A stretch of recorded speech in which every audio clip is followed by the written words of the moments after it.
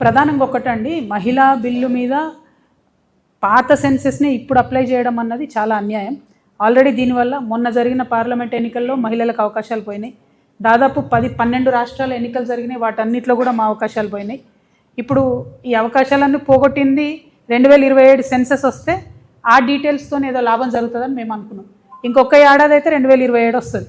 మరి ఆ సెన్సెస్ కోసం ఆగితే డెఫినెట్గా మహిళలకు ఇంకొన్ని సీట్లు ఎక్కువ పెరుగుతాయేమో అని ఒక ఆలోచన.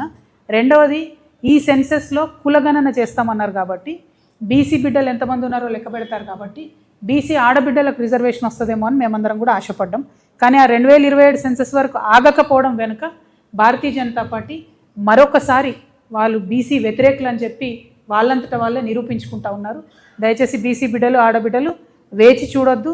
చాలా బలంగా మనం కోరాల్సిన అవసరం ఉంది.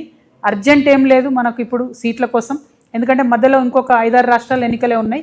2027 తర్వాత చేస్తే సీట్స్ పెరుగుతాయి, బీసీ రిజర్వేషన్ కోసం కూడా ఫైట్ చేసే అవకాశం ఉంటుంది. కాబట్టి దానికోసం వేచి చూడాలన్నది మా ఆలోచన. బట్ 16, 17, 18 మేము కూడా డ్రాఫ్ట్ బిల్ వచ్చిన తర్వాత స్టడీ చేస్తాం.